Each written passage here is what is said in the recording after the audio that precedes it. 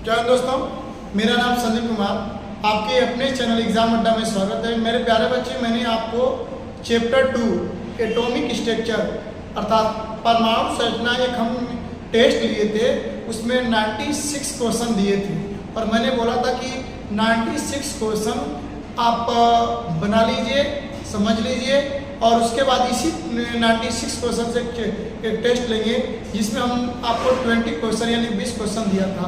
उस 20 क्वेश्चन का आज आंसर लेकर के आया है, क्योंकि मैंने आपको 1 घंटा पहले इसका टेस्ट लिया और 1 घंटा बाद हम आपको रिजल्ट इसका दे रहे हैं। ठीक है, तो जो बच्चा अपना पेपर दे चुका है वो अपना मिलान कर ले कि कितना नंबर का हमारा सही है और कितना नंबर हमारा गलत है। चलिए हम लोग प्रारंभ करते हैं, ज़्यादा समय नहीं लेंगे। ठीक है, और जो बच्चा 96 क्वेश्चन नहीं देखा है कृपया कर वो 96 क्वेश्चन जाकर के यूट्यूब चैनल एग्जाम अड्डा संदीप सर सर्च करेगा और जा करके देखिए यही वाला है एटॉमिक स्ट्रक्चर, ये चैप्टर 2 हो गया है, उसको देख लेगा, देख करके अपना बना लेगा। ठीक है, तो 96 क्वेश्चन में हम 20 क्वेश्चन टेस्ट में लिए थे, वो 20 क्वेश्चन आपके सामने दिखाई दे रहा है। उसका हम बहुत कम समय में आंसर दे दे रहे हैं। जिसको डिटेल्स वीडियो चाहिए वो एग्जाम अड्डा जो चैनल है संदीप कुमार के नाम से सर्च करेगा, परमाणु संरचना एटॉमिक स्ट्रक्चर, इसमें दिया हुआ चैप्टर 2 सर्च करके उस वीडियो को देख लेगा। 96 क्वेश्चन बहुत दमदार क्वेश्चन है और उसी क्वेश्चन में का 20 क्वेश्चन हम केवल आंसर बतलाने आए हैं। ठीक है, तो चलिए हम लोग प्रारंभ करते हैं अपने इस टॉपिक को।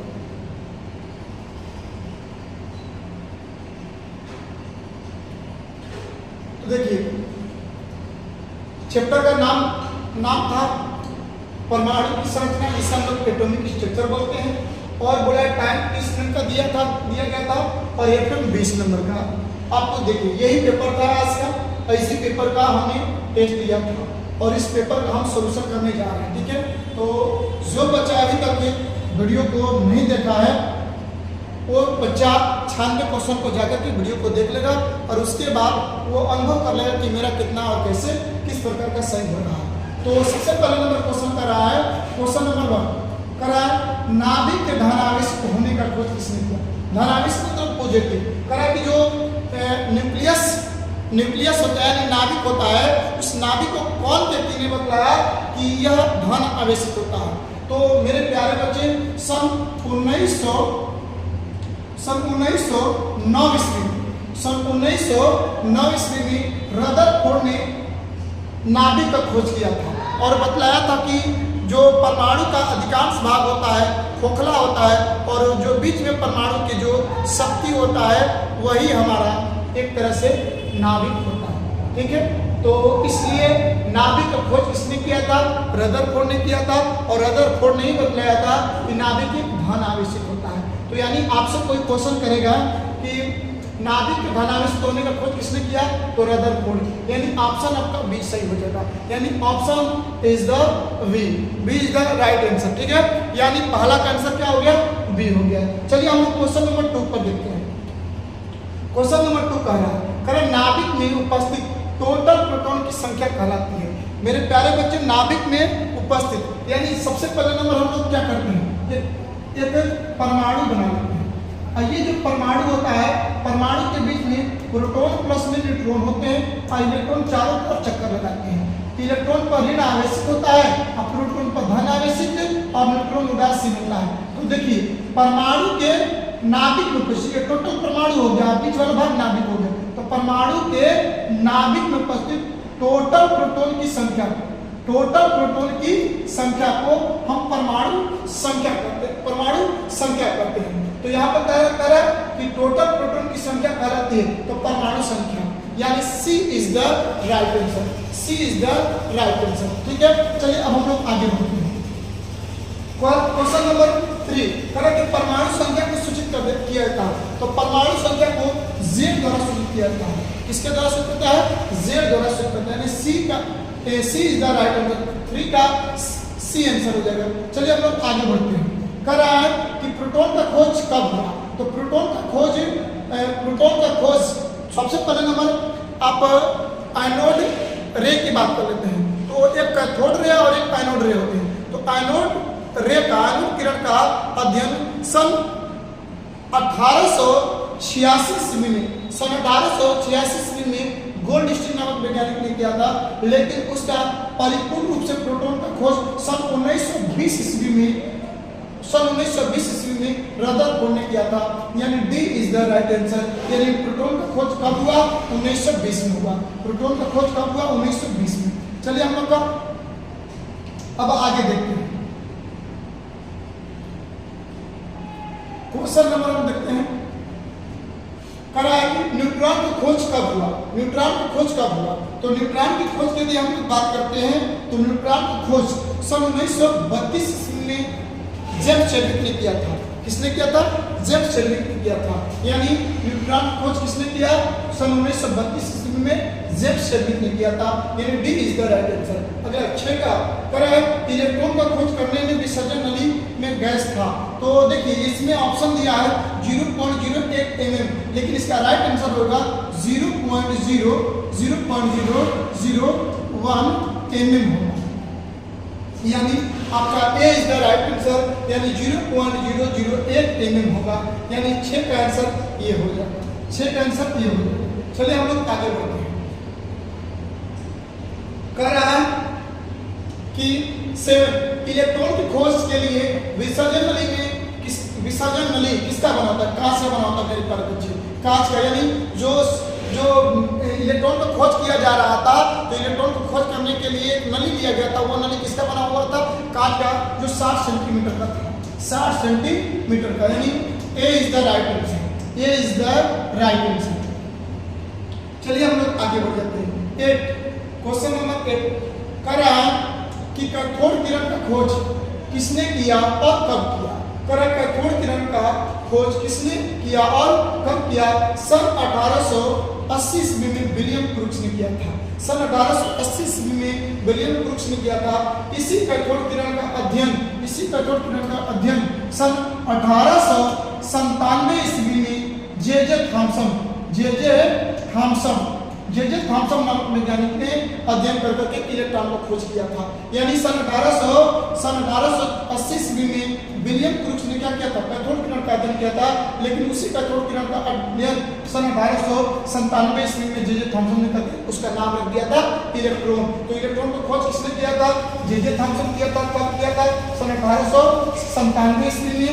उसके बाद कैथोड किरण का खोज किसने किया था? William crooks. कैथोड किरण का खोज कब किया था? सन 1880 ईस्वी में। ठीक है, चलिए अब हम लोग आगे बढ़ जाते हैं। क्वेश्चन नंबर हम लोग 9 देखते हैं। एनोड किरण खोज किसने और कब किया? मैंने अभी बताया था कि सन 1886 ईस्वी में गोल्डस्टीन नामक व्यक्ति ने क्या किया था? एनोड किरण का खोज किया था। और उसी एनोड किरण का अध्ययन सन 1920 ईस्वी में रदरफोर्ड ने, इसने रदरफोर्ड नामक वैज्ञानिक ने अध्ययन करके उसी एनोड किरण का नाम प्रोटॉन रखा गया था। यानी प्रोटॉन का खोज किसने किया? रदरफोर्ड ने किया था। प्रोटॉन का खोज कब किया था? 1920 ईस्वी में किया था। उसके बाद एनोड किरण का अध्ययन कब हुआ था? सन 1886 ईस्वी में हुआ था। एनोड किरण का खोज किसने किया था? तो गोल्डस्टीन ने। क्लियर है? चलिए हम लोग का यानी 9 का आपका आंसर है गोल्डस्टीन। यानी B is the right answer. यानी 9 का बी आंसर हो जाएगा। ठीक है, अब हम लोग आगे बढ़ते हैं। कह रहा है कि रदरफोर्ड के अनुसार परमाणु के अधिकांश भाग क्या होता है? भाई खोखला होता है। उन्होंने सन 1909 ईस्वी में रदरफोर्ड ने नाभिक का अध्ययन किया था। और नाभिक का अध्ययन करके ये बताया था कि परमाणु का अधिकांश भाग क्या होता है? खोखला होता है। परमाणु का अधिकांश भाग क्या होता है? खोखला होता है। उन्होंने कहा कि हम जब किसी अल्फा किरणें को प्रहार कराते हैं तो अल्फा किरणें पार कर जाती है। अधिकांश अल्फा किरणें क्या करती है? पार कर जाती है। लेकिन बहुत कम अल्फा किरणें जिस पथ से जाती है उसी पथ से वापस लौट आती है। तो उन्होंने इसी केंद्र को धन आवेशित बोला था और कहा कि परमाणु का अधिकांश भाग क्या होता है? खोखला होता है, क्योंकि अल्फा किरणें पार कर जाती है। जब अल्फा किरणें पार कर जाती है तो इसका मतलब कि वह धन आवेशित के साथ साथ वह खोखला होती है, क्योंकि बीच का भाग धन आवेशित, बाकी भाग खोखला होता है। तो इसका यानी रदरफोर्ड के अनुसार परमाणु के अधिकांश भाग क्या होता है? खोखला होता है। B is the right answer. B is the right answer. देख लीजिए, इसको समझते रहिएगा। जिसको डिटेल्स वीडियो चाहिए मेरे प्यारे बच्चे, जिसको डिटेल्स वीडियो चाहिए वो क्या करेगा, एग्जाम अड्डा चैनल पर जाकर करके चैप्टर 2 देख लेगा, परमाणु संरचना चैप्टर 2 देख लेगा। उसके बाद ये समझ लेना स्पष्ट आएगा, क्योंकि उसमें हम डिटेल समझाना है। कह रहा है कि अगला क्वेश्चन कर रहा है द्रव्यमान संख्या को किसके द्वारा सूचित किया था, द्रव्यमान संख्या को ये द्वारा सूचित किया था, यानी परमाणु के नाभिक में उपस्थित टोटल प्रोटॉन की संख्या तथा टोटल न्यूट्रॉन की संख्या के योगफल को हम द्रव्यमान संख्या कहते हैं। यानी जो बाबू हमारा परमाणु है, क्या है हमारा परमाणु, इस परमाणु के नाभिक में प्रोटॉन और न्यूट्रॉन होते हैं। इस प्रोटॉन और न्यूट्रॉन को जब हम ऐड करते हैं तो हमको द्रव्यमान संख्या प्राप्त होता है, यानी जिसको हम लोग इंग्लिश में मास नंबर बोलते हैं। क्या बोलते हैं, मास नंबर बोलते हैं, मास नंबर।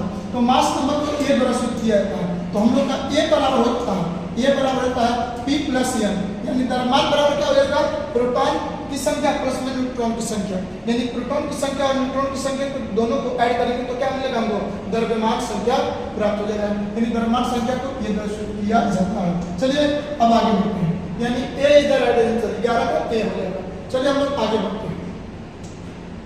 कर रहा है 12 क्वेश्चन कर रहा है, एक एंगस्ट्रॉम बराबर होता है, एक एंगस्ट्रॉम बराबर होता है। मेरे प्यारे बच्चे क्या बराबर होता है, तो सबसे पहले लोग ध्यान दीजिएगा, एंगस्ट्रॉम की बात करता है, एंगस्ट्रॉम की बात कर रहा है। तो देखिए एक एंगस्ट्रॉम बराबर 10 के पावर, एंगस्ट्रॉम बराबर कर रहा है 10 के पावर माइनस 10 मीटर होता है। पहला नंबर दिया तो आंसर हो गया। अब देखिए एक चीज ध्यान दीजिएगा, पहला आपका ये आंसर हो गया। बी में कह रहा है कि 10 के पावर माइनस 10 के पावर माइनस 8 सेंटीमीटर। देखिए ध्यान दीजिएगा, 10 के पावर माइनस 10 मीटर। अब देखिए 1 मीटर बराबर होता है 100 सेंटीमीटर, 1 मीटर बराबर क्या होता है 100 सेंटीमीटर होता है। तो अब यहाँ पर थोड़ा सा समझिएगा, 10 के पावर माइनस 10 मीटर, तो 10 के पावर माइनस 10 मीटर गुणे 1 मीटर बराबर क्या होगा, 1 मीटर बराबर 100 सेंटीमीटर, 100 सेंटीमीटर। अब थोड़ा सा इसको आप पढ़ाइए आगे, 10 के पावर माइनस 10, अब देखिए 10 ये 100 है, तो इस 100 को हम लिख सकते हैं 10 के पावर 2, 10 के पावर 2 ये क्या हो गया प्लस में हो गया। उसके बाद क्या हो जाएगा सेंटीमीटर, क्योंकि ये 10 में 100। अब देखिए ये माइनस और क्या प्लस, प्लस माइनस क्या होता है माइनस हो जाता है, 10 के पावर माइनस 8 सेंटीमीटर। यानी हम कह सकते हैं कि एक एंगस्ट्रॉम बराबर, यानी एक एंगस्ट्रॉम बराबर 10 के पावर माइनस 10 मीटर भी होगा और 10 के पावर माइनस 8 सेंटीमीटर भी होगा, दोनों आपके सामने दिखाई दे रहा है। ठीक है, तो अब चलिए आप आगे बढ़ते हैं। यानी कह रहा है कि एंगस्ट्रॉम बराबर कितना होता है, एंगस्ट्रॉम बराबर तो हम लोग का क्लियर हो गया कि यहाँ पर 10 के पावर माइनस 10 मीटर भी होगा, 10 के पावर माइनस 8 सेंटीमीटर भी होगा। तो इसका मतलब कि आपका ए ये भी दिखाई दे रहा, बी ये भी दिखाई दे रहा, D is the right answer. यानी 12 का आंसर क्या हो जाएगा बेटा, तो डी हो जाएगा। क्या हो जाएगा, डी हो जाएगा। क्लियर है, चलिए हम लोग आगे बढ़ते हैं। अगला क्वेश्चन कर रहा है, आगे क्वेश्चन कर रहा है। देखिए हम मेरा प्रयास है कि हम आपको कम समय लें, क्योंकि हमने आपको अधिक समय ले चुका है।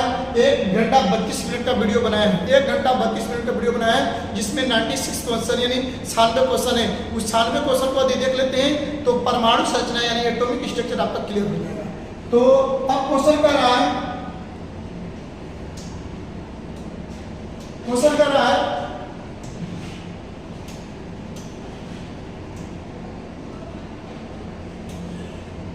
क्वेश्चन कर रहा है किसी तरंग की लंबाई 10 के पावर माइनस 10 मीटर है, तो उसकी तरंग की आवृत्ति ज्ञात करें। थोड़ा सा समझिएगा, यहीं पर हम समझ लेते हैं, इतना पर काम चला लेते हैं। देखिए अब हम लोग थोड़ा सा इसको, आपको दिख नहीं रहा है, थोड़ा सा इसको नीचे करते रहिए।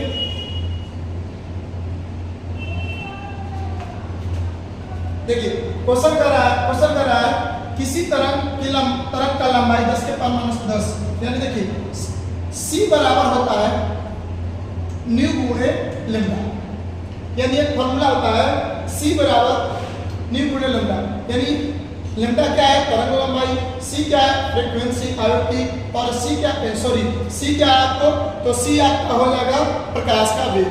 प्रकाश का वेग न्यू क्या हो जाएगा, तो न्यू हमारा आवृत्ति हो जाएगा और लेमडा क्या हो जाएगा, तरंग लंबाई हो जाएगा। तो देखिए यहाँ पर क्या पूछ रहा है, पूछ रहा तरंग की आवृत्ति क्या करें, आवृत्ति यानी न्यू, तो न्यू बराबर हो जाएगा, देखिए ये गुना में इधर आएगा तो भाग सी बटा के लेमडा हो जाएगा, सी बटा के लेमडा हो जाएगा। अब देखिए सी का मान कितना होता है, अभी बतला दीजिए, 3 गुणे 10 के पावर 8 मीटर पर सेकेंड होता है। अब देखिए अब उसके बाद देखिए लेमडा का मान क्या दिया है, लेमडा का मान आपको दे दिया है, लेमडा का मान आपको दे दिया है आपका 10 के पावर -10 मीटर दे दिया है। देखिए ये माइनस ऊपर जाएगा तो क्या हो जाएगा, प्लस हो जाएगा, ठीक है, क्योंकि याद रखिएगा 3 गुणे 10 के पावर 8 मीटर पर सेकेंड होता है, माइनस नहीं होता बेटा, प्लस होता है, यानी प्रकाश का वेग जो होता है 3 गुणे 10 के पावर 8 मीटर पर सेकेंड होता है। और यहाँ पर लेमडा का मान कितना दे दिया है, तो लेमडा का मान दे दिया 10 के पावर -10 मीटर दे दिया है। तो अब देखिए हुआ क्या, यहाँ पर कुछ हो नहीं रहा, यहाँ पर हम लिख रहे 3 गुणे 10 के पावर 8, ठीक है, मीटर से मीटर तो आपको कट जाएगा। अब देखिए ये माइनस है, ऊपर जाएगा तो क्या हो जाएगा, प्लस हो जाएगा 10, तो हो जाएगा 3 गुणे 10 के पावर 10 8 कितना 18, इसमें हाँ 10 के 3 गुणे 10 के पावर 18, यानी A is the right answer, A is the right answer, यानी आपका कितना आंसर हो गया बेटा, ये आपका हो गया ए, ठीक है। तो अब चलिए हम लोग का हो जाएगा आपका, ठीक है, यानी 13 का आंसर आपका ए हो जाएगा, 3 गुणे 10 के पावर 18 सेकेंड इनवर्स। चलिए हम लोग का आगे वाला क्वेश्चन देखते हैं। देखिए मेरा आता प्रयास है कि आप जल्दी से जल्दी क्या करें, ये टॉपिक को खत्म कर दें, ठीक है। अब चलिए अब क्वेश्चन कर रहा है तरंग संख्या को सूचित किया था, मेरे प्यारे बच्चे तरंग संख्या को न्यू बार द्वारा सूचित किया है, किसके द्वारा, न्यू बार, यानी 14 का बी आंसर हो जाएगा, B is the right answer. चलिए हम लोग आगे बढ़ जाते हैं, हम लोग आगे बढ़ जाते हैं बेटा। अब कर रहा है